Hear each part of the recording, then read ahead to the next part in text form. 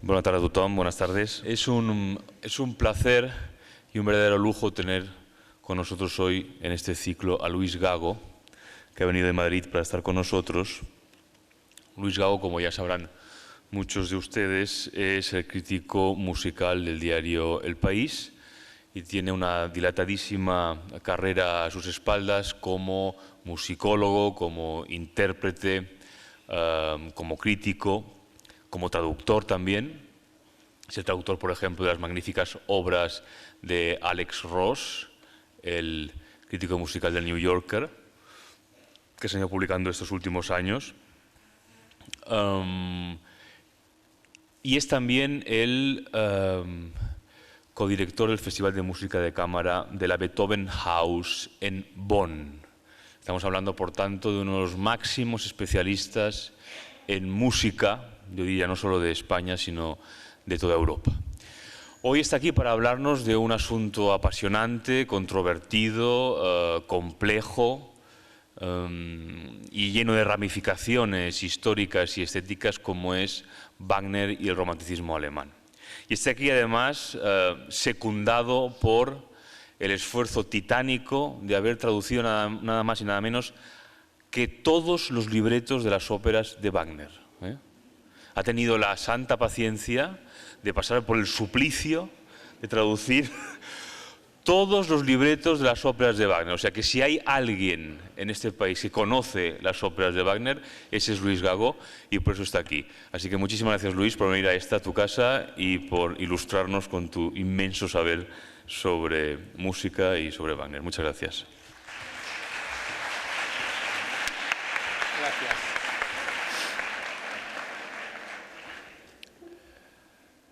Moltes gràcies, Andreu. Bona tarda. Muchas gracias también a todos ustedes por su presencia. Tengo que decir, y a Andreu no se lo he dicho, lo va a escuchar él ahora también por primera vez, que cuando me propuso realizar la sesión de esta tarde dentro de este ciclo que él organiza y dirige, tuve una gran tentación de decir que no, por varios motivos. Primero, porque vi la lista de las personas que me antecedían y que me van a suceder en este ciclo y vi claramente que yo no estaba a la altura de los extraordinarios ponentes que ha tenido este curso. Aparte, soy perfectamente consciente de que estoy en una ciudad wagneriana, ustedes lo saben también, al igual que yo, con un punto culminante en la historia wagneriana de Barcelona, al que me referiré un poco más adelante. Y entonces hablar de Wagner en un sitio tan ligado al compositor siempre infunde respeto. A esto me ayudó el hecho de que ya he hablado de Wagner en otras ocasiones en el Gran Teatro del Liceu y salí indemne, y entonces eso me hizo pensar que si salí indemne de allí, que es un templo wagneriano, pues quizá también podría salir indemne de aquí. Pero en realidad las principales reservas para poder aceptar la amable invitación de Andreu venían del tema del que me pidió hablar, que es el que él acaba de mencionar y el que ven ustedes aquí, Richard Wagner y el nacionalismo alemán. Aunque siento una admiración infinita por Wagner como compositor, más limitada, pero también grande, por Wagner como escritor, como literato, siento una profunda antipatía por Wagner como persona. Y estos sentimientos ambivalentes no me convierten en una persona especialmente original, porque los comparto con muchísimas personas que admiran enormemente a Wagner como artista y lo desprecian, incluso podríamos decir este verbo, aunque suene tan fuerte, como persona y como ser humano. Y la unión de Richard Wagner con el concepto del nacionalismo alemán pues también me resultaba difícil, porque personalmente no siento simpatía por los nacionalismos de ningún tipo, de ningún país, de ningún lugar, de ninguna época. Los nacionalismos han traído muchos padecimientos y mucho sufrimiento en la historia de la humanidad. Y de hecho creo, y no es una boutade, sino que lo creo firmemente, que todos los países, todas las naciones, todos los estados deberían ofrecer a sus ciudadanos la posibilidad de ser apátridas. Y yo sería el primero en firmar si se me ofreciera realmente esa posibilidad, porque creo que las vinculaciones con grandes conceptos y que históricamente sabemos lo que han sucedido son peligrosas, y creo que es mucho mejor estar vinculado con el mundo y que todos seamos hermanos, como dice el texto de Schiller al que Beethoven puso música en el último movimiento de su 9ª sinfonía, y sintiéndonos todos hermanos se superarían muchos problemas y muchas tensiones y muchas cosas que acaecen, y les hablo con toda sinceridad y desde el fondo de mi corazón, no estoy adoptando absolutamente ninguna pose. Con lo cual, pues realmente es un tema para mí de alguna manera incómodo del que hablar, y mientras preparaba lo que les voy a contar ahora, pues he tenido muchos sentimientos ambivalentes, porque he preferido que sea fundamentalmente Wagner el que les hable a ustedes esta tarde, no yo. Wagner, como también supongo que saben ustedes, fue lo que podemos definir como la encarnación perfecta de un grafómano. Es decir, es una persona que tenía una verdadera compulsión para escribir. Wagner escribió mucho más que compuso, escribió infinitamente. Sus obras completas ocupan 13 volúmenes en letra pequeña y con muchas páginas, es decir, escribió muchísimo. Y con todo ese volumen de escritura que hizo Wagner, si Andreu y yo nos pusiéramos aquí a defender posiciones antagónicas, los dos encontraríamos en los escritos de Wagner fundamento para poder defender cada uno su postura. Wagner fue un hombre lleno de contradicciones, que escribió cosas contradictorias entre sí, con lo cual en sus escritos podemos encontrar apoyo prácticamente para cualquier cosa. Por eso es difícil acudir a Wagner como principal recurso para defender algo, porque en Wagner puede encontrarse prácticamente todo. Es lo mismo que pasa con sus óperas. Como saben ustedes, El Anillo del Nibelungo ha tenido todas las interpretaciones posibles, porque las admite todas también, porque Wagner fue muy astuto en eso, y era que dejó muy abierto el espectro de posibilidades.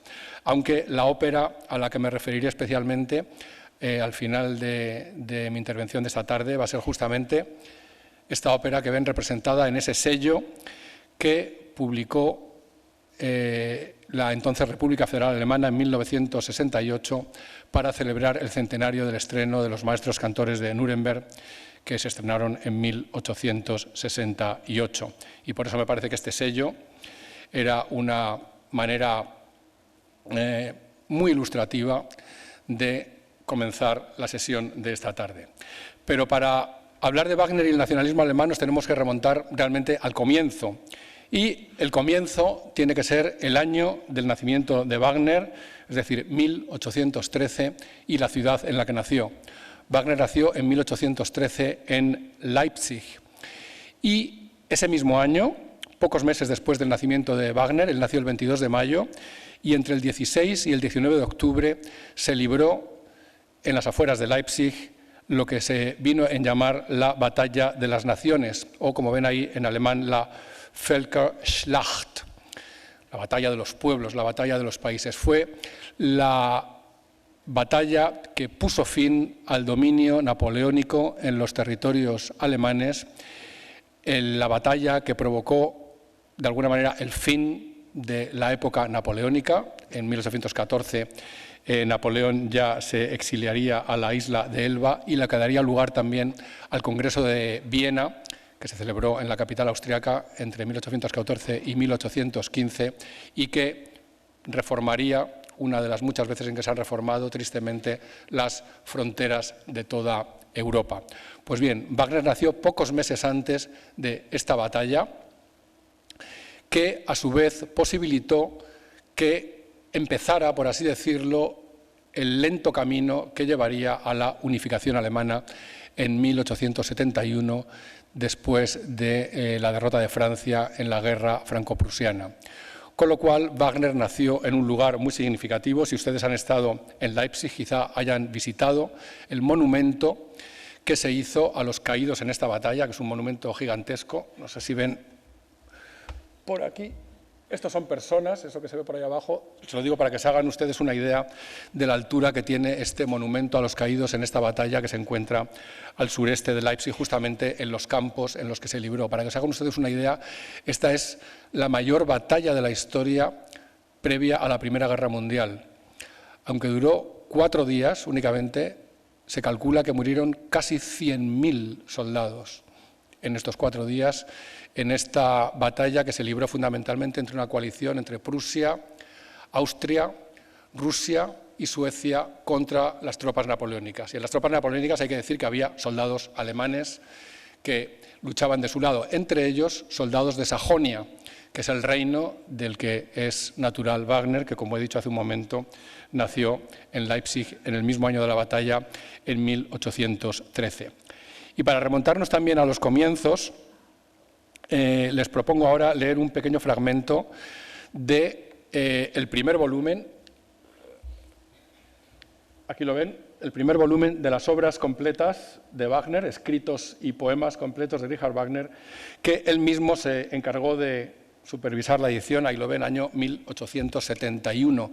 Wagner murió en 1883 por un azar del destino, Venecia. Y como ven, al final de la introducción, Wagner la firma en Tribschen, que es esa pequeña villa en las afueras de Lucerna, en la que vivió varios de los años más felices de su vida antes de trasladarse a Bayreuth para supervisar la construcción de la Festspielhaus, que se inaugura en 1876. Pues bien, en julio de 1871, él firma el prólogo del primer volumen de los 10 que contendrían sus obras completas, y acaba con este saludo al amable lector, como escribe aquí al final de esa introducción. Pues bien, en este primer volumen de sus obras, justamente el primer texto, aquí lo ven, autobiografische Skizze, es decir, esbozos autobiográficos, y pone entre paréntesis hasta 1842, es decir, hasta que Wagner tenía 19 años. Para cualquier estudioso de un artista, de un escritor, de un pintor, de quien sea, contar con todo el volumen de información escrita de ese artista, de ese pintor, de ese escritor, es una maravilla. El problema adicional que tenemos con Wagner es que sabemos fehacientemente que mentía. Con lo cual, lo que cuenta nunca lo puedes tomar al pie de la letra, porque en gran medida, sobre todo cuando hablaba de sí mismo, todo lo inventaba. O todo nos lo ofrecía tal y como a él le hubiera gustado que había sido, aunque había sido de otra manera. Con lo cual tampoco podemos tomar, ni mucho menos, lo que dice al pie de la letra, porque, insisto, las cosas no fueron precisamente así. Esto no sé por qué se ha cortado. Ah, ya, porque está el este. Vale, perdón. Aquí tenemos un fragmento de estos esbozos autobiográficos en el que dice, y leo a partir de ahí: entonces tenía 21 años y estaba poseído por una visión del mundo alegre para disfrutar de la vida. Ardinghello, es decir, el libro Ardinghello y las Islas Afortunadas, de Wilhelm Heise, y Das junge Europa, la joven Europa, el libro de Heinrich Laube, hacían que se estremecieran todos mis miembros, o que se estremeciera todo mi cuerpo. Pero lo interesante es la frase que dice a continuación. A partir de aquí dice: Alemania me parecía solo una pequeña parte del mundo. Es decir, que Wagner con 21 años no parecía especialmente nacionalista, porque normalmente un nacionalista no dice de su país que le parece una pequeña parte del mundo. Los países de cualquiera, hasta los más grandes, hasta Rusia, a un ruso le puede parecer una pequeña parte del mundo, porque en comparación con el mundo efectivamente es pequeño, aunque en sí mismo sea grande. Bien, pues a Wagner Alemania le parecía una pequeña parte del mundo, como escribe en estos esbozos autobiográficos. Y en lo que tengo ahora detrás dice otra cosa interesante. Esto es justo el final de estos esbozos autobiográficos. Dice, y voy a traducir sobre la marcha a partir de aquí: in 7 Wochen, en 7 semanas ya tenía concluida toda la ópera. Está refiriéndose a su ópera El holandés errante, de Vliegende Hollanda. Dice, pero al final de este tiempo, de estas 7 semanas, volvieron a abrumarme las nimias preocupaciones exteriores. Pasaron 2 meses completos antes de que pudiera ponerme a escribir la obertura de la ópera completa, es decir, la obertura del holandés errante. Sin embargo, añade, ya la tenía prácticamente terminada dentro de mi cabeza. Naturalmente, nada tenía para mí entonces más importancia que conseguir que la ópera se representara en Alemania. De Múnich y Leipzig recibí respuestas negativas, es decir, no se mostraron interesados en representar el holandés errante. Y dice a continuación, la ópera no se adecuaba a Alemania. Die Oper eigne sich nicht für Deutschland. Le dijeron. Y dice, ich toa, es decir, estúpido de mí, había pensado que se adecuaba únicamente a Alemania, nur für Deutschland, porque puede mover las cuerdas o las fibras, si traducimos de una manera un poco más poética, que solo están en condiciones de hacer sonar los alemanes. Finalmente envié mi nuevo trabajo a Meyerbeer a Berlín con el ruego de que se encargara que fuera aceptada en la ópera de la corte de Berlín. Esto se consiguió con bastante celeridad. Por tanto, ya había conseguido que se aceptara mi Rienzi, una ópera anterior en el Teatro de la Corte de Dresde, y ahora pensaba que dos de mis obras iban a interpretarse en dos de los primeros escenarios alemanes. Y esto involuntariamente me llevó a pensar que, de alguna extraña manera, sonderbarerweise, París, donde él vivió entre 1839 y 1842, sintiéndose muy infeliz y echando de menos su país, su tierra, y de una manera extraña me di cuenta de que París había sido del mayor provecho me había sido del mayor provecho de cara a Alemania. Pero en París no tuve durante varios años ninguna perspectiva de trabajo, de poder interpretarse sus obras, con lo cual abandoné la ciudad en la primavera de 1842. Frühjahre 1842. Y casi lo más interesante es lo que dice al final de los esbozos autobiográficos, que es a su vez el final de lo que ven ustedes aquí. Dice, por primera vez vi el Rin, el río nacional alemán. Con lágrimas ardientes en los ojos, juré, yo, un pobre artista, eterna fidelidad a mi patria alemana. Ich, armer Künstler, meinem deutschen Vaterland ewige Treue. Es decir, que en esos años de París, que fueron infelices, insisto, Wagner desarrolló un afecto mayor que el que veíamos antes cuando decía que Alemania le parecía un lugar muy pequeño, luego vio las cosas con mayor perspectiva, a pesar de que su ópera, El holandés errante, como él mismo dice, había sido rechazada tanto por los teatros de Múnich como por el teatro de Leipzig.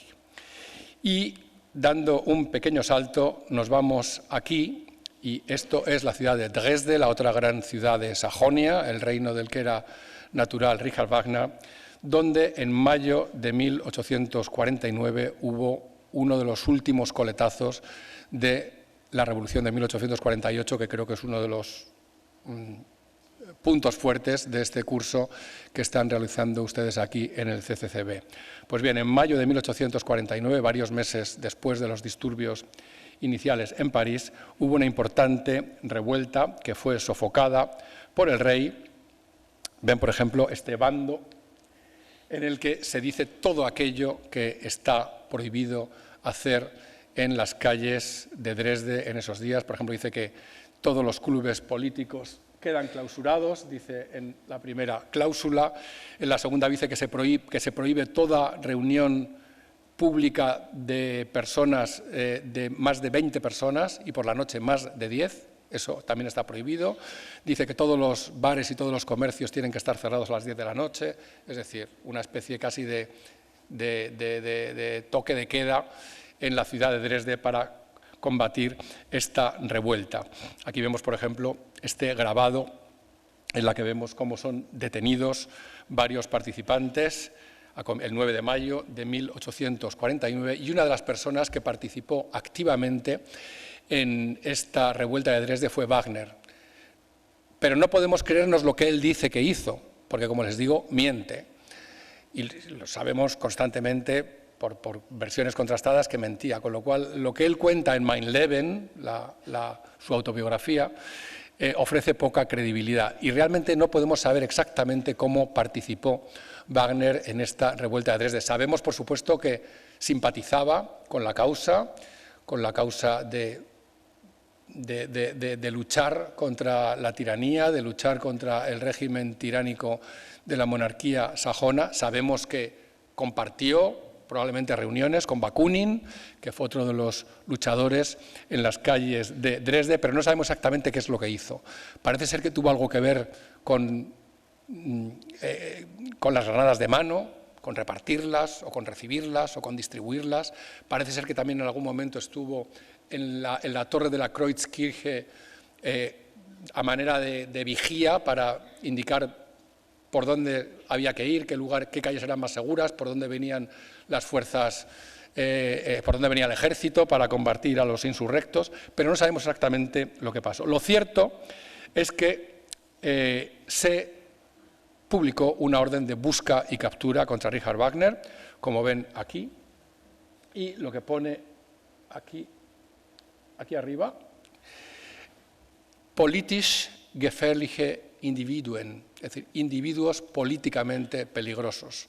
Así fue considerado Richard Wagner, que, como dice aquí, ehemalig, con abreviatura, Kapellmeister y huido político de Dresde, porque Wagner tenía un puesto importante, era el Kapellmeister de la ópera de la corte, pero por participar en estas revueltas fue perseguido políticamente, tuvo que salir por piernas. Aquí ven la orden de búsqueda y captura, fechada en Dresde el 16 de mayo de 1849, y es curioso porque en esta orden de busca y captura dice: Wagner tiene 37 o 38 años, falso, mediana estatura, falso, tiene cabello moreno, falso, y lleva gafas, falso. No sé cómo lo podían encontrar cuando toda la descripción no coincide absolutamente con la realidad. Wagner era bajito, tenía menos años, era rubio y nunca lo hemos visto representado con gafas porque no las llevaba. Lo cierto es que gracias a su amigo Franz Liszt, Wagner consiguió huir. Inicialmente su primera intención fue huir a París, no fue posible, y al final su destino final fue la ciudad de Zúrich, que era un lugar tradicional en la neutral Suiza para acoger a refugiados políticos como él, y en Zúrich vivió varios años, y hasta 11 años después no se levantó esta orden de busca y captura. Es decir, que Wagner no pudo entrar en territorios alemanes durante 12 años. Aunque hubiera querido, lo hubieran arrestado, porque esta orden siguió vigente, y además en Sajonia, en el reino de Sajonia, del que él era natural, siguió vigente varios meses más. Es decir, hubo un tiempo en el que él podía entrar en algunos territorios de la Confederación Alemana, pero no podía entrar todavía en Sajonia, donde pudo entrar, si no estoy muy equivocado, por primera vez en 1862. Una vez que se va a Zúrich, Wagner no compone, no dirige, sino que lo que dedica es a escribir febrilmente, que era una de sus grandes pasiones, como he dicho antes, como buen grafómano que era, y escribe muchos textos que tienen que ver, justamente con la idea de revolución, como este que vemos aquí, Die Revolution, de 1849.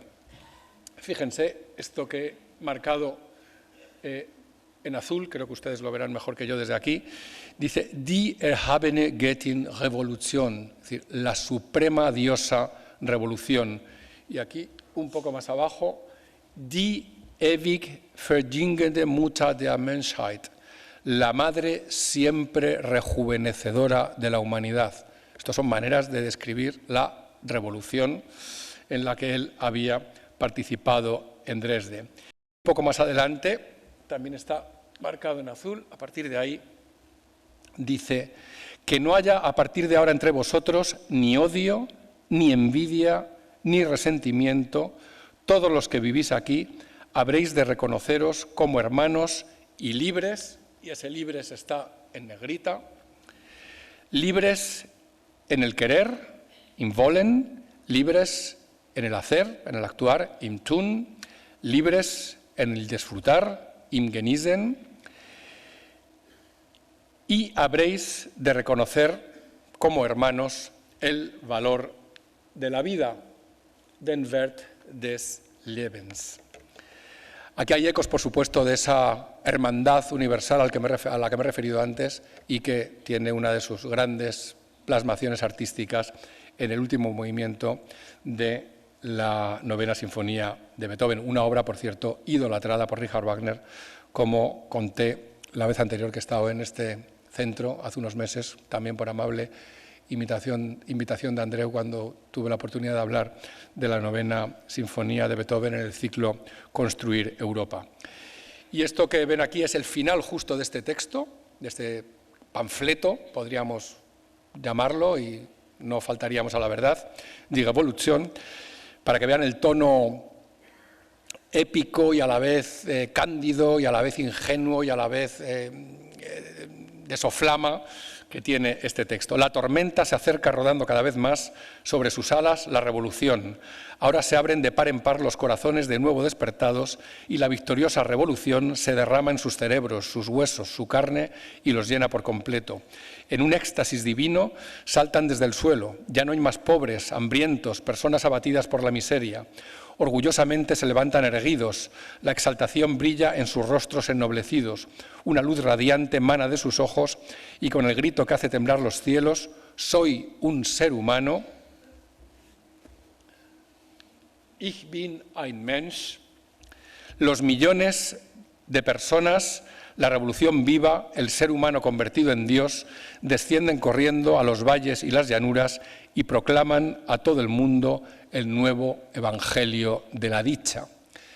Es decir, que Wagner, después de fracasada la revuelta de Dresde, practicó la revolución no en las calles, no con las granadas de mano, no vigilando desde la torre de una iglesia de donde llegaban las tropas, sino con su pluma escribiendo este tipo de panfletos alentando a la revolución.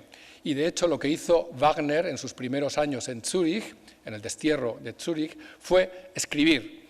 Y escribió las obras que prepararon el terreno para lo que llevaría a cabo pocos años más adelante. Fíjense en esta lista de obras escritas en Zúrich: El arte y la revolución, también de 1849, como este panfleto del que acabamos de ver unos pequeños fragmentos; La obra de arte del futuro; el tristemente famoso El judaísmo en la música; Una comunicación a mis amigos, una obra fundamental, también de sesgo autobiográfico y en la que cuenta sus proyectos artísticos que culminarían en El anillo del Nibelungo; Ópera y drama, el gran tratado teórico que hizo posible luego los grandes dramas musicales wagnerianos de madurez, en la que habla mucho sobre el drama griego, porque para Wagner el ideal al que él quería acercarse y el que le sirvió de inspiración era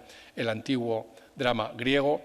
Y también escribe la primera versión del libreto del Anillo del Nibelungo. Todo esto entre 1849 y 1851, es decir, que son años musicalmente improductivos, entre comillas, pero que sientan las bases de toda la revolución, porque lo que hizo Wagner realmente fue una revolución absoluta en el modo de entender el teatro musical. Pusieron las bases de todo lo que iba a hacer más adelante. Musicalmente, también en estos años de Zúrich, que se prolongaron en el tiempo, en Zúrich compone la primera de los 4 dramas musicales del Anillo del Nibelungo, lo que él llamó el prólogo o la víspera, Vorabend, el oro del Rin. Compuso también la Valquiria.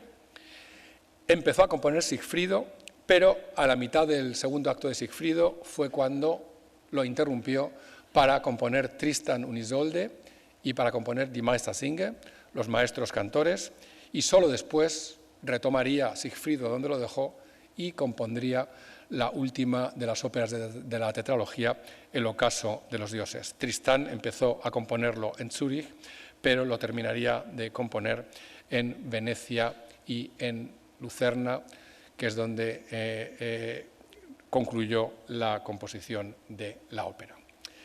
Fíjense este pequeño poema muy poco conocido, de hecho lo he encontrado en una única fuente porque sabía que existía, pero ha sido prácticamente inencontrable para mí.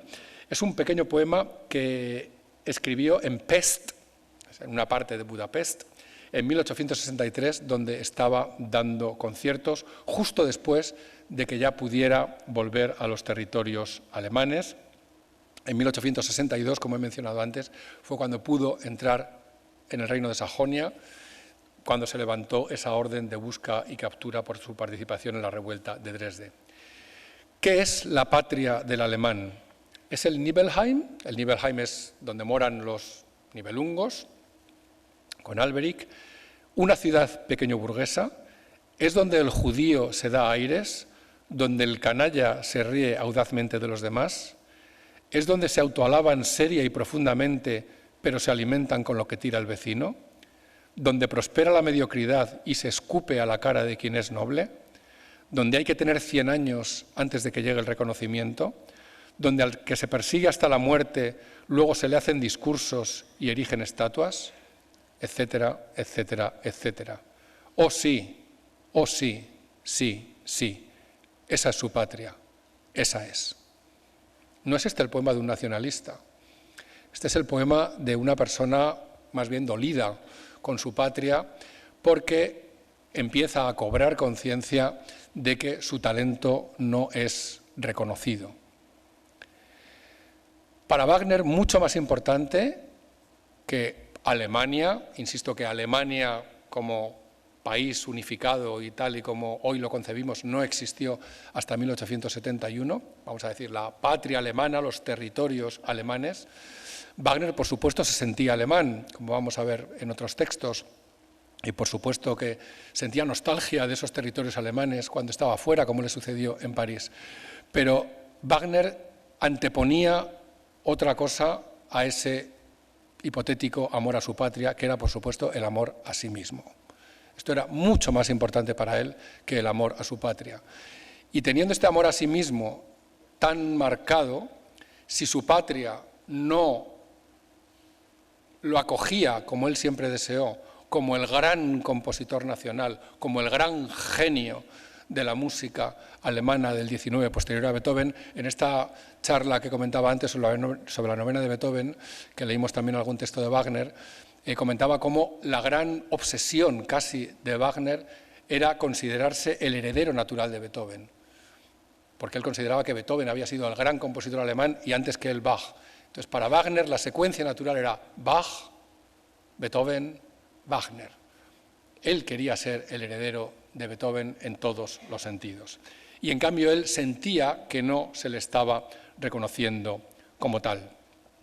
En 1878, como ven aquí abajo, se publicó el primer número de una revista que seguiría publicándose hasta 1838, que es el año de la muerte de su director Hans von Wolzogen, un temprano admirador de Wagner que se trasladó a Bayreuth para estar cerca del maestro, y Wagner, que vio con claridad que era un adepto absoluto de su causa, lo prohijó prácticamente y auspició que se convirtiera en el director de estas Bayreuther Blätter, es decir, hojas de Bayreuth, que fue una publicación mensual que, insisto, se publicó hasta el año 1938, la fecha de la muerte de Wolzogen. Wagner estaba, por supuesto, detrás de la publicación, los 5 años en los que vivió, porque Wagner murió en 1883, y el objetivo declarado por Wolzogen para publicar estas Bayreuther Blätter era la purificación y el restablecimiento de la verdadera cultura alemana. Aquí pueden leer que esta revista, dirigida por Wolzogen, contaba con la Mitwirkung, es decir, con la participación de Richard Wagner. Nominalmente el director era Wolfsoggen, pero allí, por supuesto, no se movía un dedo sin la aquiescencia del compositor. Aquí ven una portada de un número del año siguiente, de 1879, y en el año 1927 se publicó una especie de índice de todos los artículos que se habían publicado en la revista durante todos esos años. Y el que nos interesa ahora es en el apartado este que pone Über Volk und Publikum, aquí lo ven más grande, este primer artículo, Was ist Deutsch? ¿Qué es alemán? Se publicó en el segundo número del primer año de la revista, 1878, y aparece a partir de la página 29. Este es el artículo que nos interesa. Antes de referirme a él, quería mencionar un texto que es interesante del más famoso crítico en alemán de la segunda mitad del siglo XIX, Eduard Hanslick, el vienés Eduard Hanslick, que en este libro Die moderne Oper, en uno de sus volúmenes, el que habla de la vida operística del presente, se refiere en este artículo titulado El culto a Wagner a estas Bayreuther Blätter, donde se publicó Was ist Deutsch en 1878. Dice Hanslick, para una época posterior, que podrá mirar hacia atrás a la epidemia wagneriana de nuestro tiempo con un juicio tranquilo y también con un asombro incrédulo, las Bayreuther Blätter tendrán una importancia histórico-cultural no pequeña. El músico encontrará en ellas solo una instrucción extremadamente escasa y ambigua. Las Bayreuther Blätter se ocupan más de cualquier otra cosa que del arte musical de Wagner. El futuro historiador cultural de Alemania, por el contrario, podrá dar auténtico testimonio, sobre la base de los 5 primeros volúmenes de esta revista, de con qué fuerza causó estragos entre nosotros el delirium tremens, de la embriaguez wagneriana y qué tipo de aberraciones ha dejado en el pensamiento y el sentimiento de las personas, entre comillas, cultivadas, gebildeten. El origen de este texto, de este ensayo, Was ist Deutsch, que es alemán, son unas notas de diario que Wagner escribió para el rey Luis II de Baviera. Aquí, de esta correspondencia completa entre el rey y el compositor, vemos las fechas del 14 al 27 de septiembre de 1865, anotaciones en el diario para el rey Luis II. Luis II había accedido al poder en 1864, el año anterior.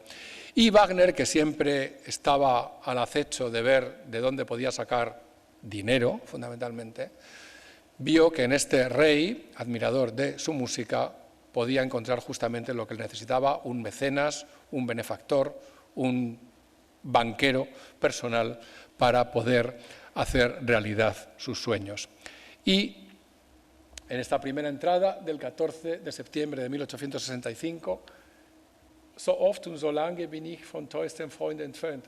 He estado tanto tiempo alejado de mi más querido amigo. Era un maestro en hacer la pelota también Wagner, sabía muy bien las palabras que había que utilizar. Y fíjense que podemos ver incluso el manuscrito, so oft und so lange, esta es la caligrafía de Wagner, aquí vemos escrito Tagebuch.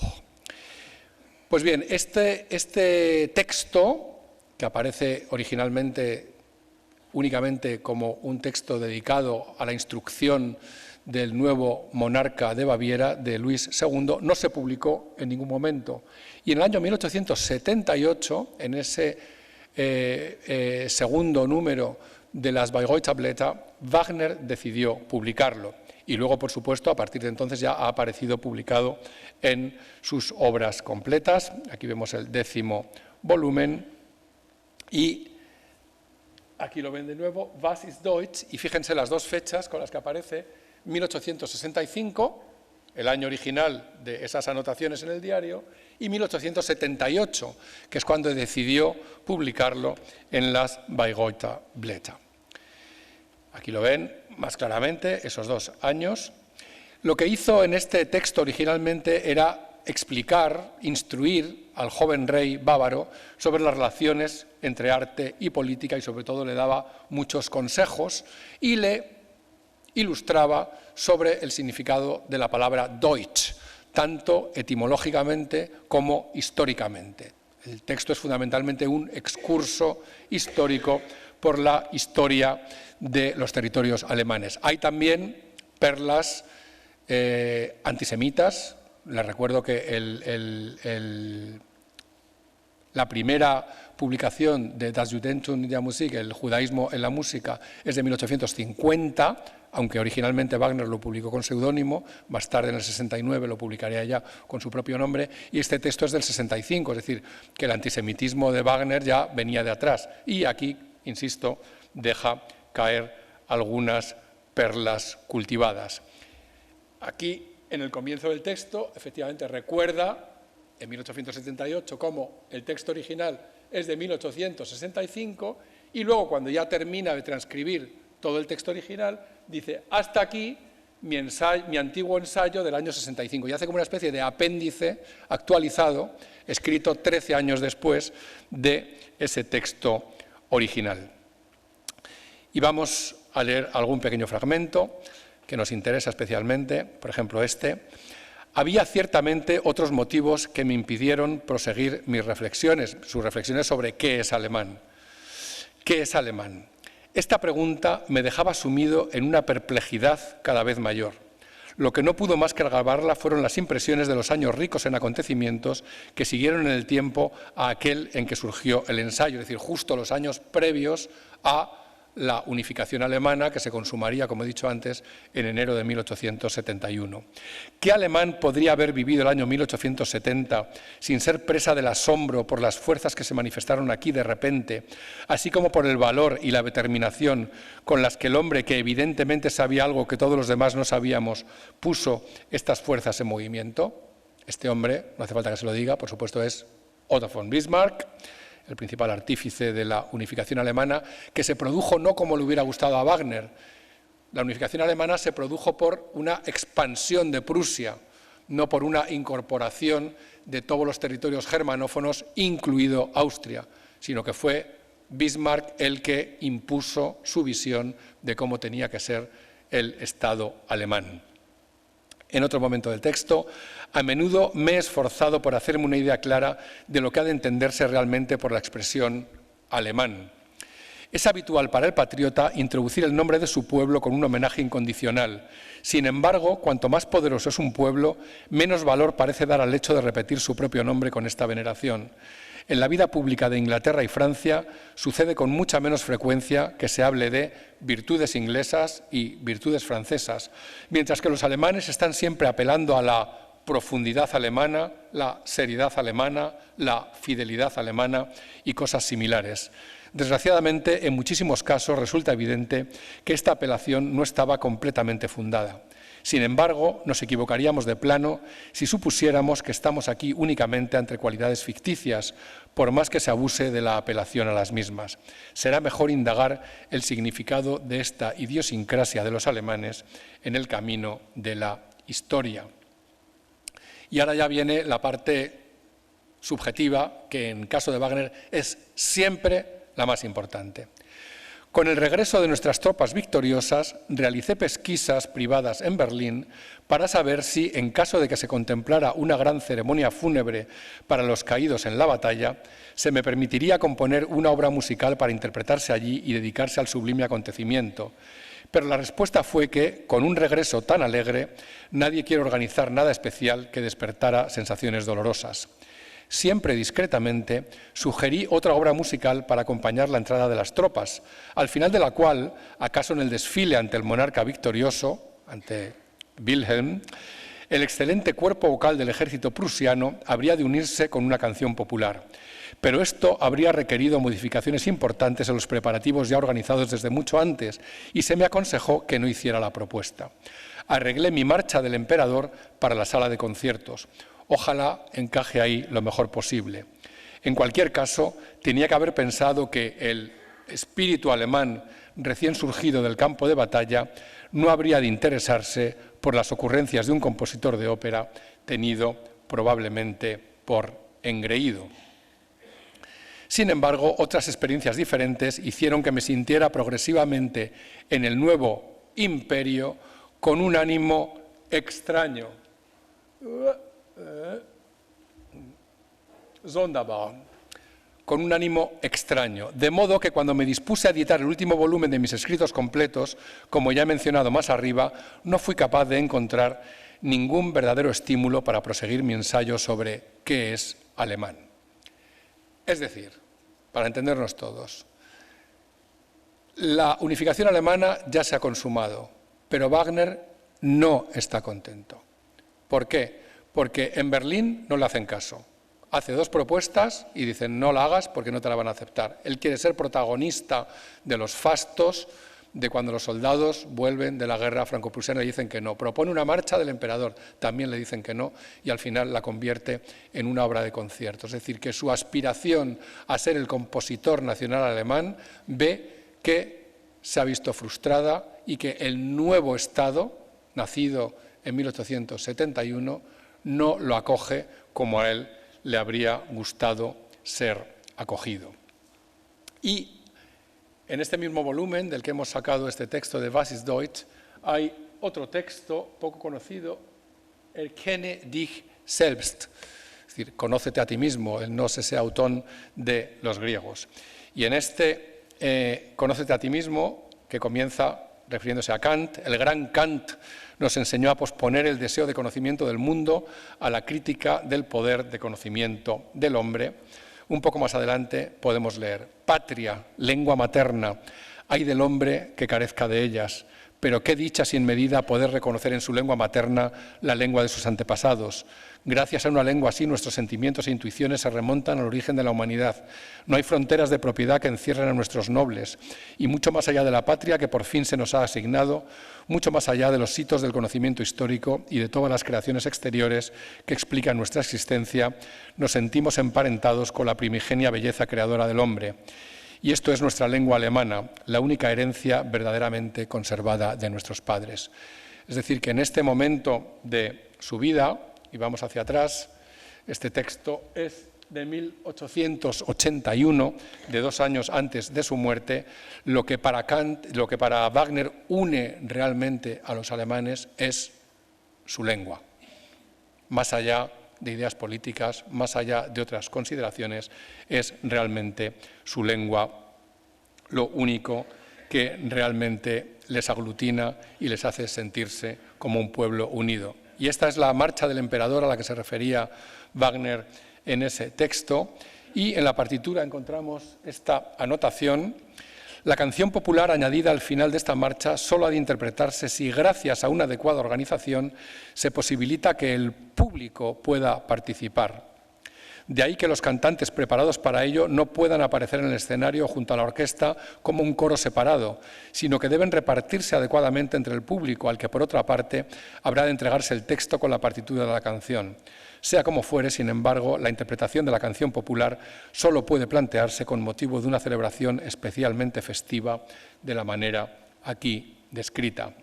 ¿Cómo es esta Kaisermarsch, esta marcha del emperador de Richard Wagner? Aquí vemos el momento en el que el público, ustedes en este caso, tendrían que empezar a cantar Heil, Heil dem Kaiser, salve, salve al emperador. ¿Cómo es la música de esta marcha?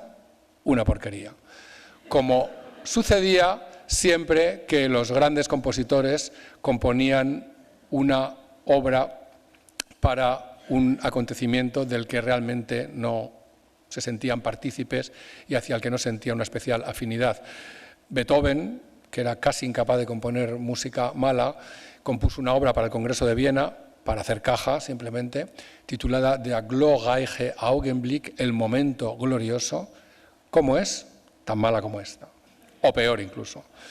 Para que escuchen un poco, porque probablemente algunos de ustedes no conozcan esta obra, no se pierden nada, ya se lo digo, y así vamos a escuchar solo un poquito, así pueden leer el terrible texto que ha de cantar el público.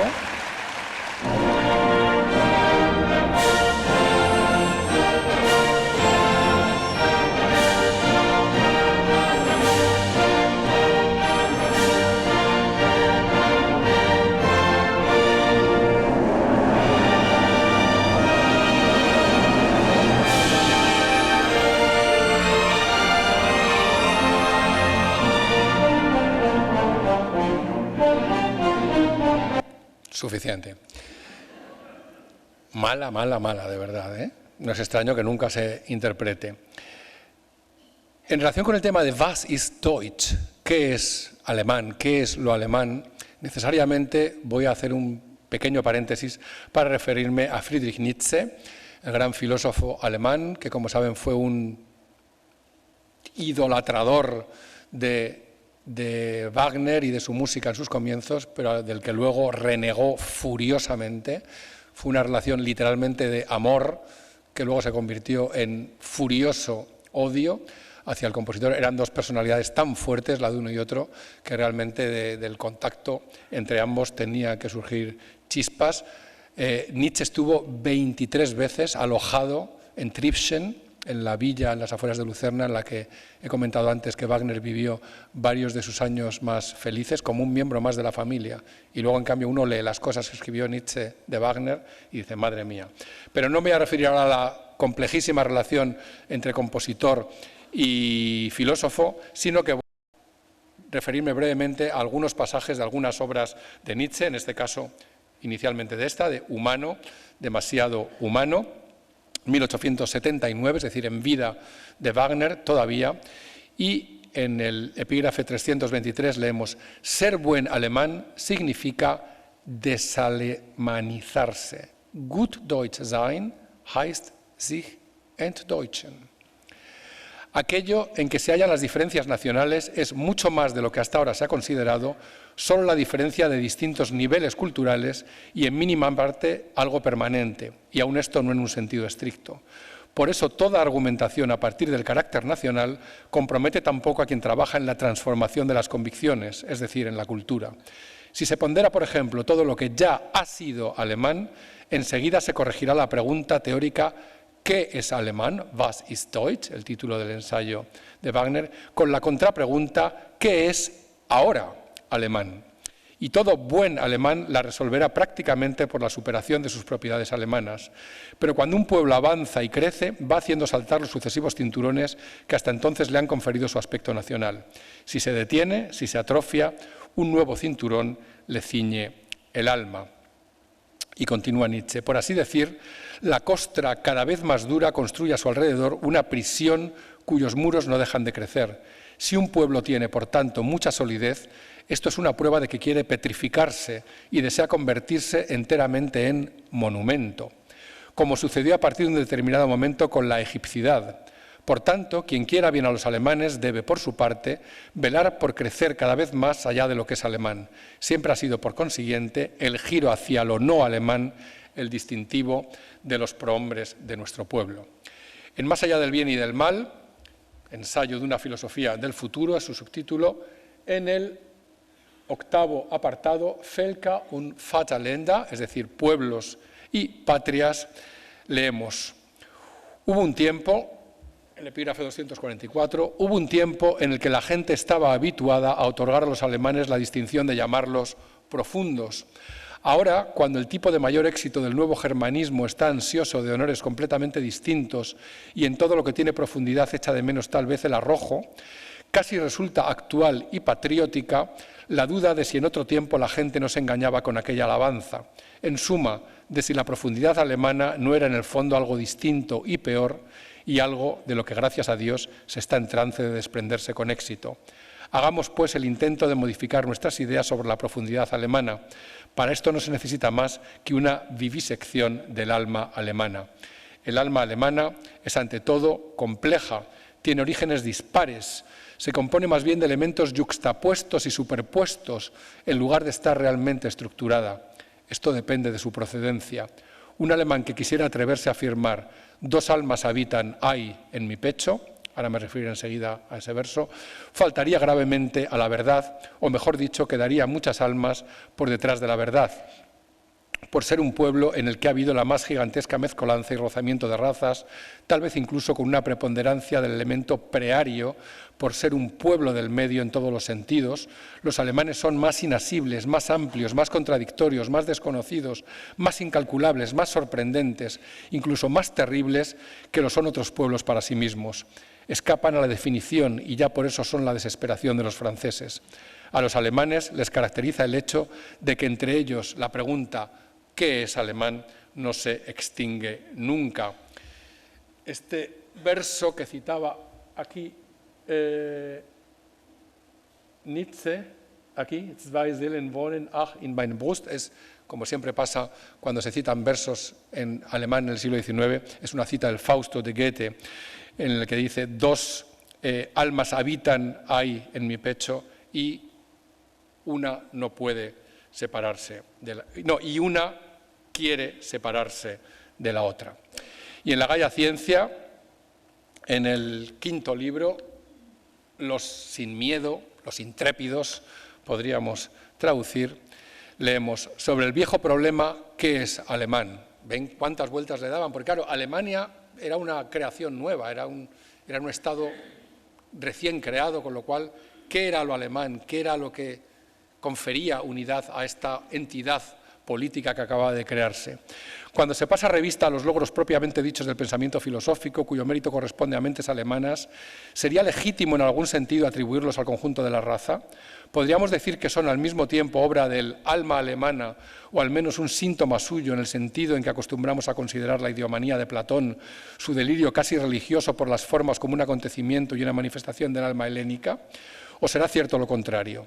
¿Serían estos logros del pensamiento tan individuales y excepcionales para el espíritu de la raza, como lo fue, por ejemplo, el paganismo de Goethe con su buena conciencia, o como lo es entre los alemanes el maquiavelismo de Bismarck con su buena conciencia y su pretendida política realista?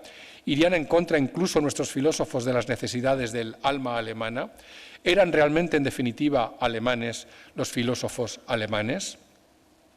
Y en los fragmentos póstumos, que es este último fragmento del que me gustaría leer, aquí ya lo que hace Nietzsche es arremeter directamente contra Wagner. El amor ya ha dado paso al odio. Y leemos, no dejarse engañar por la tendencia alemana. Todo esto es referido a Wagner. Su sensibilidad, la de Wagner, es lo menos alemana posible. Por el contrario, tanto más alemán es su tipo de espíritu y su espiritualidad, incluido el estilo. Tiene la simpatía más profunda por los grandes símbolos de la Europa medieval y busca a sus portadores. El tipo de sus héroes es lo menos alemán posible. Tannhäuser, el holandés errante, Rienzi, Lohengrin, Elsa, Tristan, Siegfried, Parsifal. Que se intente, sin embargo, y como en muchos momentos de los fragmentos póstumos, eso quedó incompleto, quedan los maestros cantores, a los que vamos a acudir enseguida. El culto a la pasión no es alemán, el culto al drama no es alemán. Él posee una enorme fuerza de convicción gracias al ímpetu y al terrible carácter de sus gestos. ¿Was ist Deutsch? Otra vez pregunta Nietzsche. ¿Qué es alemán? El simbolismo inseguro, el placer de lo que ha sido pensado de manera imprecisa, el falso sentido de profundidad, lo arbitrario, la falta de fuego, de agudeza y de gracia, la incapacidad de la gran línea, de lo que es necesario en... No hay que dejarse equivocar en lo esencial. El drama musical de Wagner es un retroceso, peor, una forma de decadencia, una palabra siempre importante en Nietzsche, una forma de decadencia en la música. Él ha sacrificado todo lo musical, ha sacrificado la música para hacer de ella un arte de la expresión, del reforzamiento, de la sugestión, de lo psicológicamente pintoresco. El extraordinario instinto teatral y de actor no había sido hasta entonces igualmente alemán. No se entiende nada de Wagner si no se ve en este instinto su faculté maîtresse, su instinto dominante. La profundidad, la multiplicidad, la arbitrariedad, la abundancia, la incertidumbre alemanas, los grandes símbolos y enigmas anunciándose con suave trueno desde una enorme distancia. El cielo alemán, gris y malvado, no conoce la felicidad sino como caricatura y como deseo. Qué gran escritor es siempre Friedrich Nietzsche. 1878, el año en el que aparecen esas Bayreuther Blätter, esas hojas de Bayreuth, y aquí vemos una carta que dirige ya desde Bayreuth Richard Wagner a Múnich, al rey Luis II de Baviera, y en el encabezamiento de la carta lo llama clementísimo y graciosísimo, no de gracioso, sino de benevolente, magnánimo, amigo, es decir, siempre con muchos superlativos cuando se dirige al rey de Baviera, al que despide diciéndole salve luz victoriosa, Heil siegendes Licht. Y esto es muy interesante, lo que dice en un momento de esta carta Richard Wagner. Recuerden, 1878, es decir, ya se ha inaugurado la Festspielhaus en Bayreuth, se inauguró en 1876 con el Anillo del Nibelungo. Wagner es un compositor mundialmente famoso, podemos decir, pero no lo es en Alemania.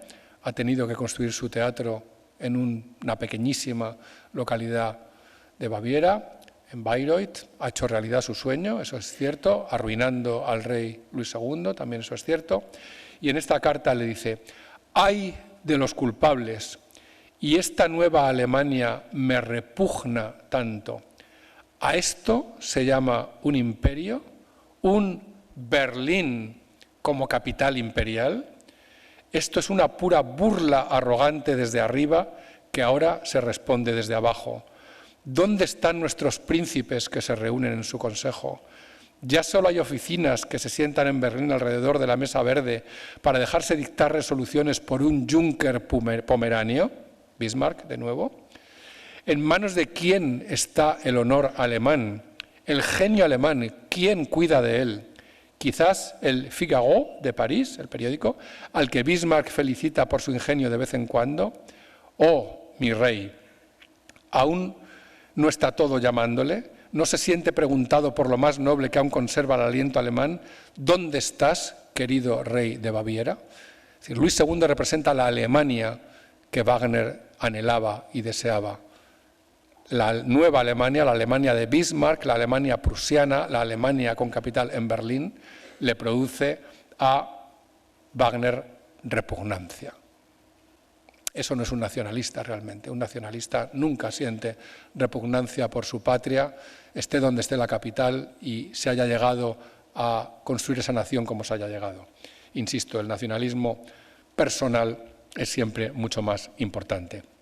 En esta misma carta dice Wagner una frase muy interesante. Dice: «Pero a mí me queda únicamente un consuelo», la obra que estaba componiendo entonces.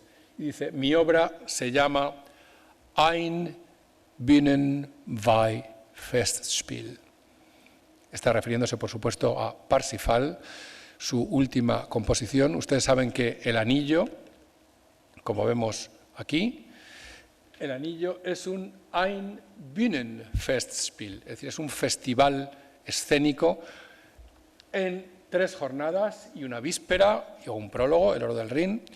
Y aquí vemos en la primera edición que es una obra que está concebida con la confianza puesta en el espíritu alemán, Deutschen Geist, y para gloria de su sublime benefactor, Erhabenen Wohltäters, el rey Luis II de Baviera, por Richard Wagner.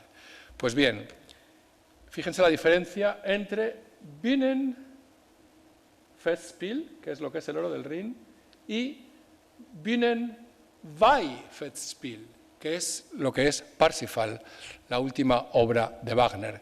Tristemente, esto suele traducirse siempre mal y se dice festival escénico sacro. No. Y es muy importante explicar por qué eso no es así. Con el Oro del Rin y las 3 óperas subsiguientes, es decir, con el Anillo del Nibelungo, Wagner inauguró el Festival de Bayreuth. Ese es el Bühnenfestspiel. Con eso quedó inaugurado en 1876. ¿Qué es lo que hizo con Parsifal? Con Parsifal quedó consagrado el lugar, porque Weihen en alemán es consagrar. Si tú consagras una iglesia, el término alemán es Weihen. No es sacro, es consagrar, que es diferente. Con lo cual, Parsifal lo que hacía es que consagraba la Festspielhaus de Bayreuth como la sede de la religión, casi podríamos decir, wagneriana. No porque fuera una obra sacra, que no lo es. Parsifal no es una obra religiosa, en absoluto.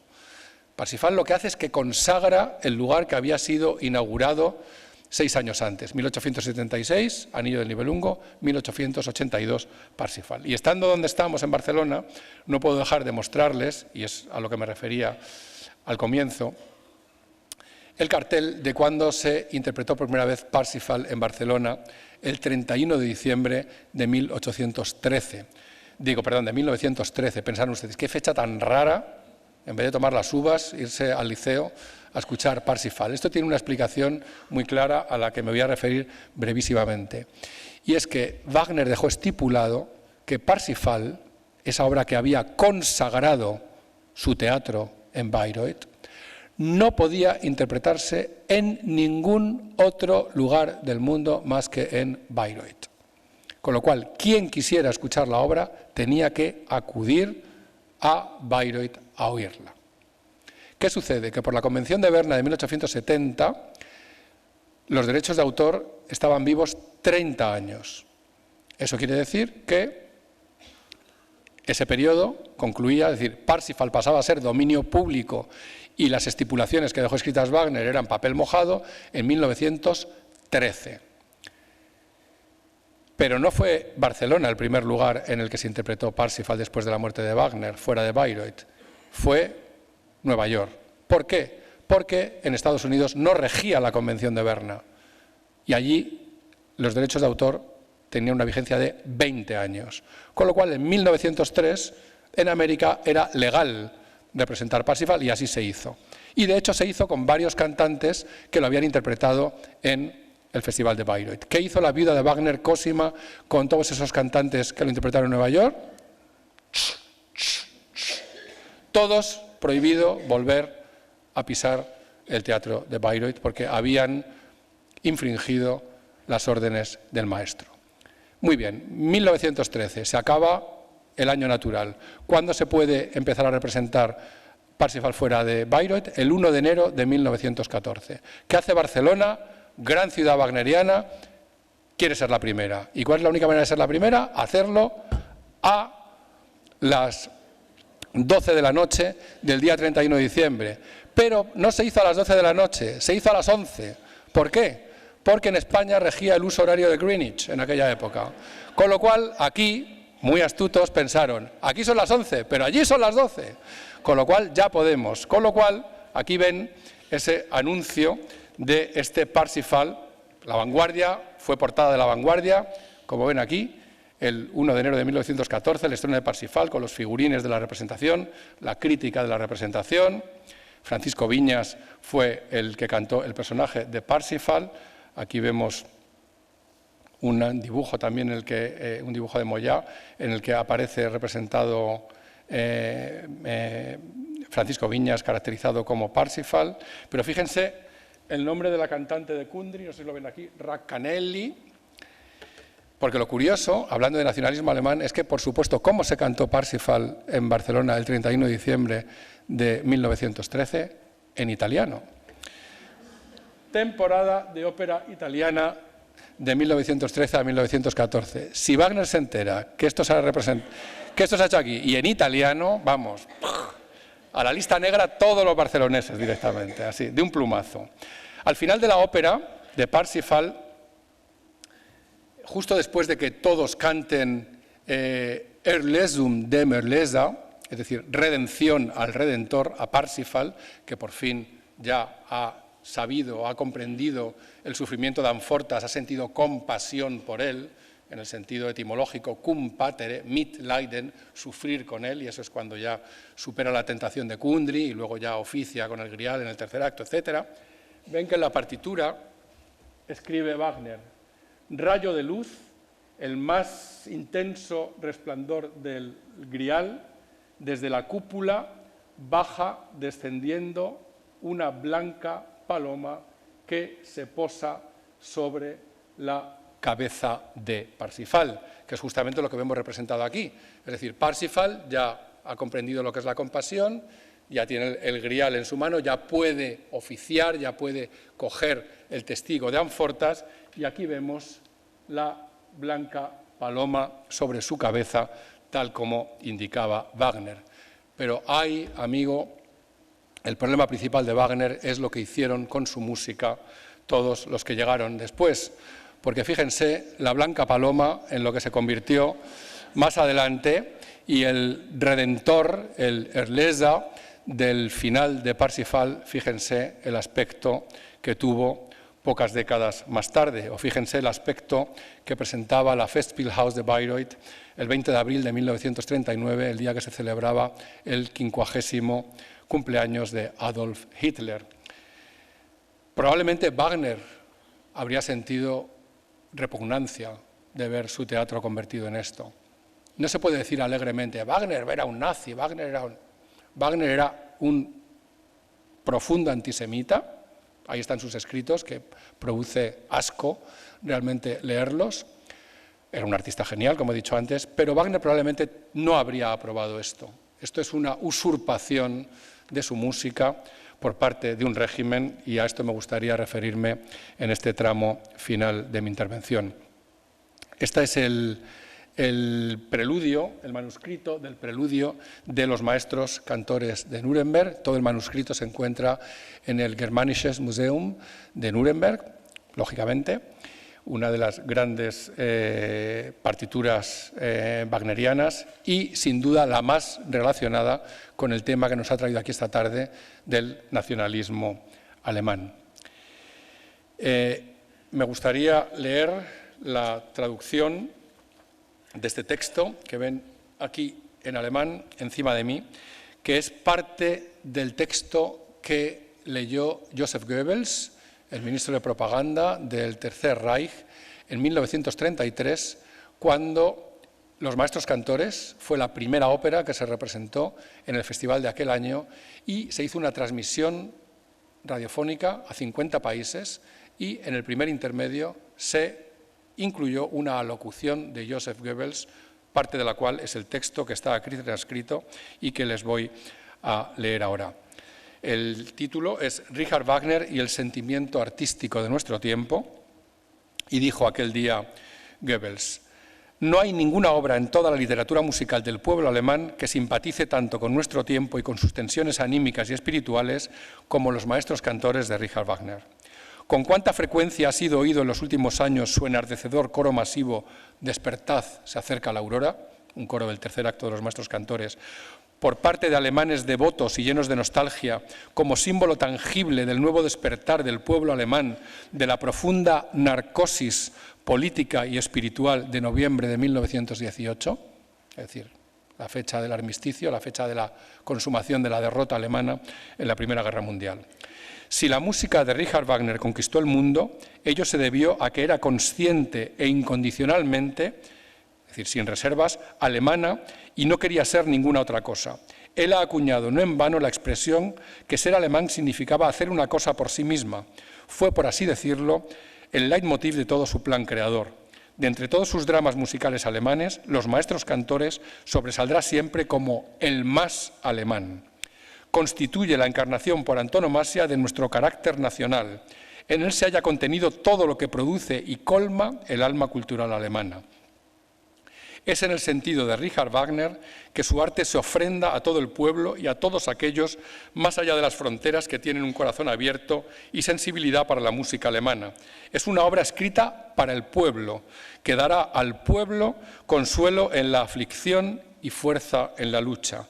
Es alivio para las almas enfermas y apesadumbradas, un arte que en su ser más íntimo es tan saludable porque vuelve a sanar a las personas y las devuelve a las fuentes originales de su propio ser. Es decir, que lo que no había hecho el Segundo Reich con Wagner, lo que él deseaba que hubiera hecho, lo hizo el Tercer Reich, apropiarse de su música y utilizarla flagrantemente para defender sus oscuros ideales. Und dass sich in den Dienst dieser Pläne gestellt haben, eine Unzahl von deutschen Arbeitern und Handwerkern, die ihre beste Kraft an die Verschönerung dieses Hauses gestellt haben. Und nun bitte ich Sie, meine deutschen Arbeiter und Arbeiter, mit mir aufzustehen und zum ersten Male in diesem neu erbauten Hause den Ruf ertönen zu lassen: Das neue Reich und unser Führer, Sieg heil! Sieg heil! Sieg heil! 1935, Deutsche Oper, Joseph Goebbels, y por supuesto representación de Los Maestros Cantores, Vamos a escuchar el comienzo del preludio y el final del tercer acto.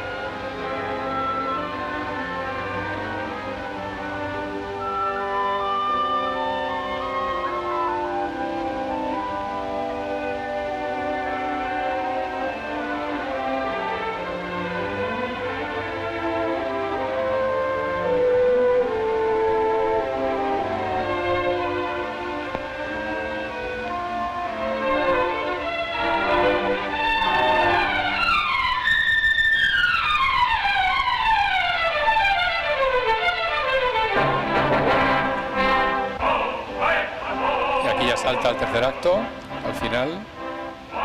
Habíamos visto ahí fugazmente a Hans Sachs, el zapatero protagonista de la ópera.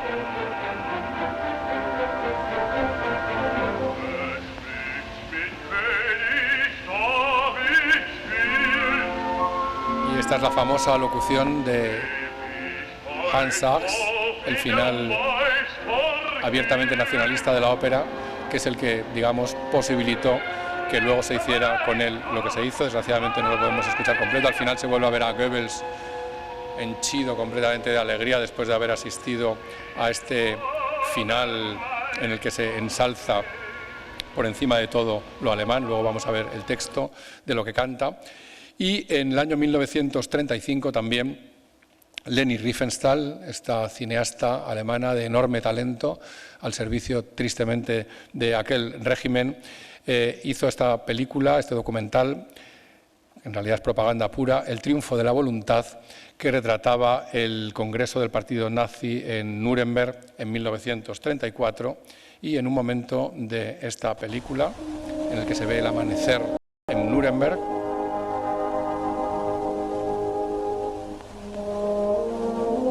esta música que estamos escuchando es justo la que suena al comienzo del preludio del tercer acto de Los Maestros Cantores, en el que a su vez Wagner está retratando cómo amanece Nuremberg después de la tremenda reyerta callejera que ha tenido lugar justo al final del segundo acto. Y es la única música de Wagner que suena en toda la película. A veces se lee que hay mucha música de Wagner. Mentira, la única música de Wagner de verdad que hay en El triunfo de la voluntad es esto que estamos escuchando ahora, con estas imágenes de Nuremberg amaneciendo. Además hay dos fragmentos separados, muy hábilmente unidos el uno al otro, pero están tomados ambos del preludio instrumental del tercer acto de Los Maestros Cantores. 3 años después, en 1938, se inauguró en Düsseldorf la exposición Entartete Musik, que era una especie de homóloga de la exposición Entartete Kunst, arte degenerado, música degenerada. La de arte degenerado se hizo en Múnich, la de música degenerada se hizo en Düsseldorf, y este es el texto del catálogo, porque este fue el que lo organizó, Hans Severus Ziegler, y dice Eine Abrechnung, un ajuste de cuentas. Vemos una caricatura de un negro con tremendos labios y con una estrella de David en la solapa, tocando el saxofón, que es una parodia de la ópera Johnny spielt auf, de Ernst Krenek, un compositor judío, que es la primera ópera que incorpora material jazzístico, podríamos decir, y que el protagonista es un violinista, no saxofonista negro, con lo cual esto es una parodia de aquello. Y al hilo de aquella exposición se organizaron los días musicales del Reich, con toda una serie de conciertos, alocuciones, etcétera. La que nos interesa ahora es esta, una alocución de Joseph Goebbels el 28 de mayo. Se interpretó, por supuesto, la 9ª Sinfonía de Beethoven con la Filarmónica de Berlín y este es el momento en el que el 28 de mayo Goebbels se dirige al público y les dice esto, cuya traducción pueden leer en este caso en la pantalla. Se oye mal, pero...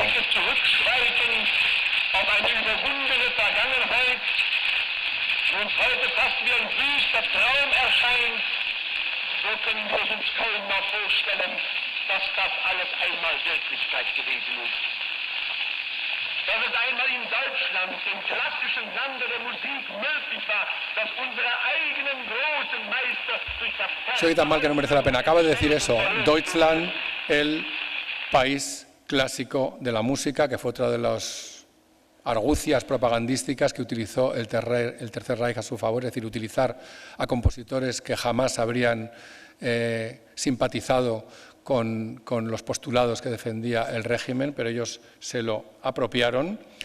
Aquí vemos a uno de los grandes músicos, tristemente al servicio del régimen, Wilhelm Furtwängler, dirigiendo el 26 de febrero de 1942 en la fábrica AEG, como no, el preludio de los maestros cantores. En un momento vamos a ver a trabajadores de la fábrica, propaganda del régimen, pero siempre con los maestros cantores. Es nunca Tristan, nunca Parsifal, nunca Tannhäuser, nunca ni siquiera el anillo, siempre los maestros cantores, apoyándose fundamentalmente siempre en ese monólogo final de Hans Sachs, que es con el que vamos a terminar enseguida.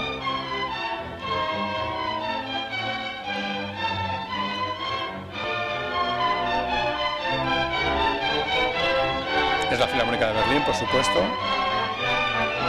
Furtwängler era su director titular entonces. Furtwängler además era el vicepresidente de la así llamada Cámara de Música del Reich. El presidente era Richard Strauss. En esos programas de Düsseldorf, por ejemplo, se había interpretado una obra que había compuesto Richard Strauss para cuando se creó la Cámara de Cultura del Reich y la Cámara de Música del Reich. A ver un momento si sale, porque es una filmación completamente propagandística. Y un poco más adelante se ve a los obreros escuchando extasiados esta música que representa el espíritu alemán por encima de todo.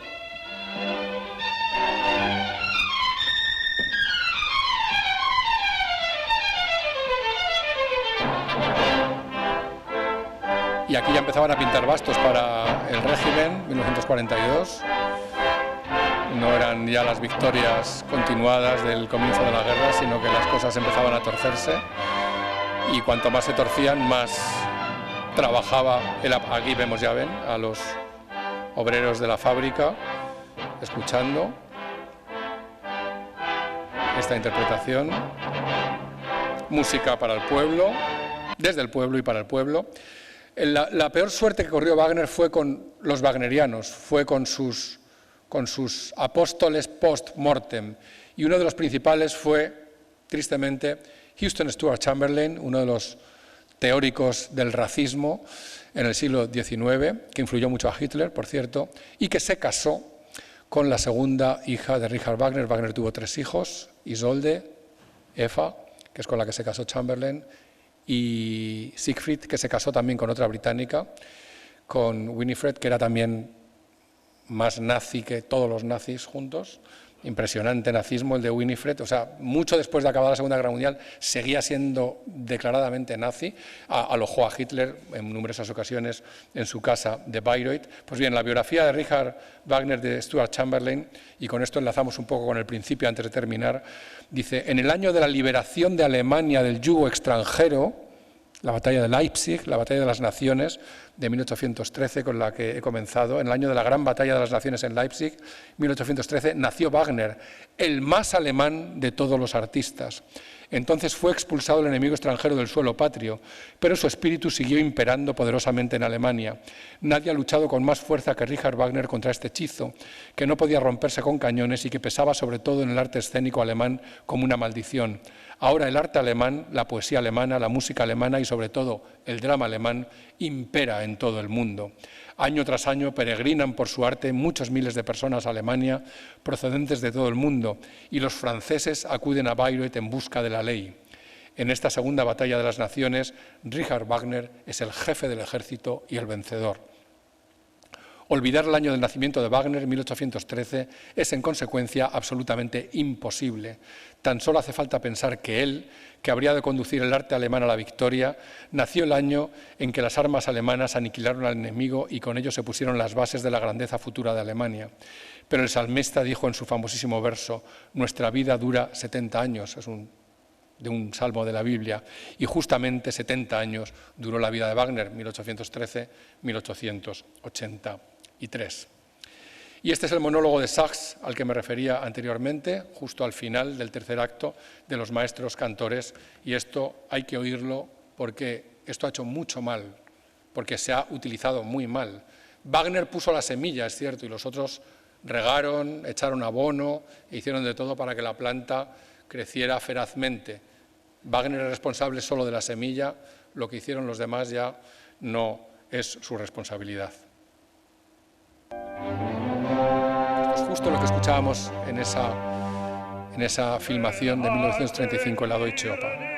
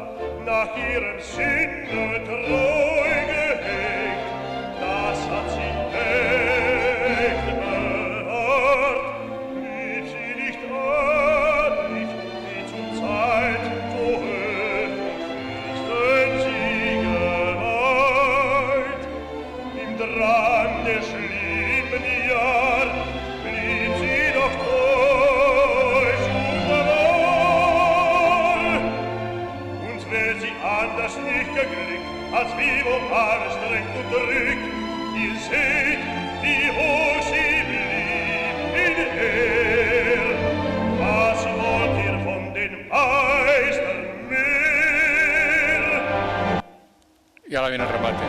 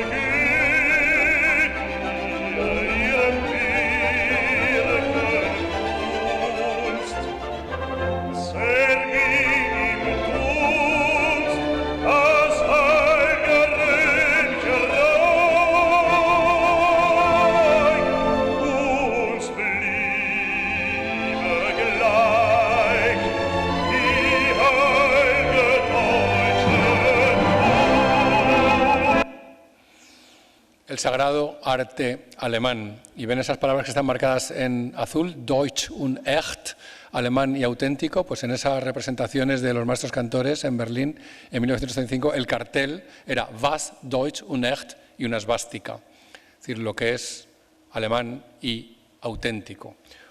Un nuevo ejemplo de cómo se... Y luego, después de este monólogo, de esta arenga de Hans Sachs, todo el coro canta el final repitiendo las mismas palabras y diciendo lo del sagrado arte alemán. Este es el final del manuscrito que, como digo, se conserva en el Germanisches Museum, y aquí vemos todo el Heilige Deutsche Kunst, el sagrado arte alemán. Y al final de esta partitura, para que veamos también el índice de ego que tenía Wagner, ven como final de los maestros cantores, Trifschen, jueves 24 de octubre de 1867, por la tarde a las 8, Richard Wagner.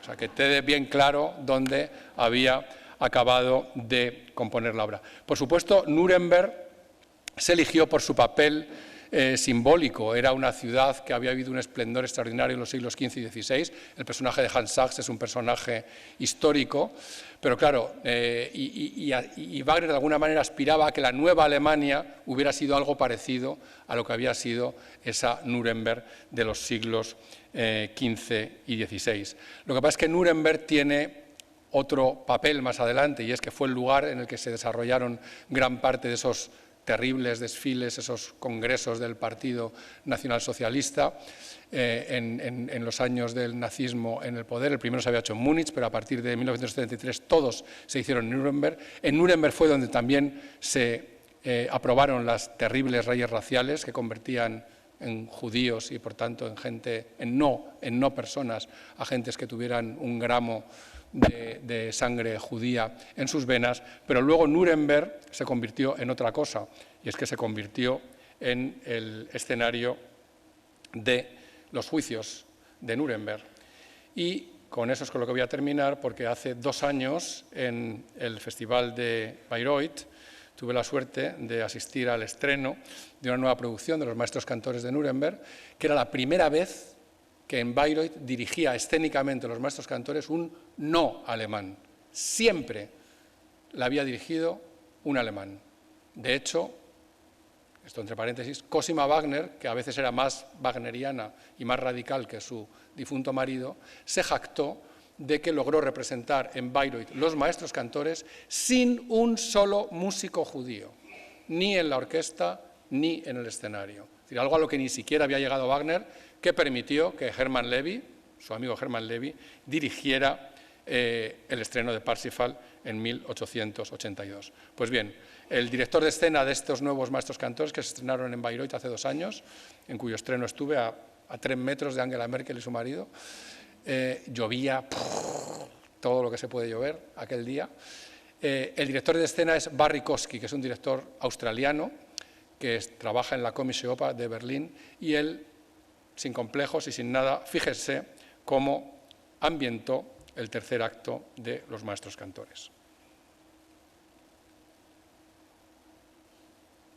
Me parece que esto se ha atascado. Ah, no. ¿Sí? Sí.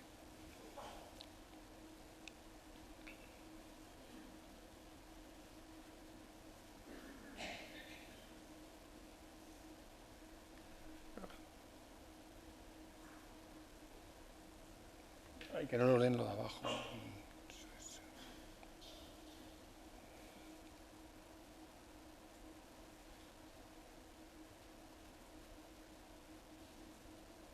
Nuremberg fue masacrada en febrero de 1945 por los bombardeos aliados. Todos los edificios históricos fueron destruidos. Nuremberg era la ciudad de Durero, por supuesto. Era una ciudad con mucha simbología alemana. Esto se veía, o sea, en Bayreuth, esto no es que sea del DVD, esto es que se proyectaba todo este texto que están ustedes leyendo en el fondo negro de la pantalla, pero lo interesante es ver lo que va a pasar ahora, que es dónde decidió ambientar Barrikovsky el tercer acto de Los Maestros Cantores en esta nueva producción.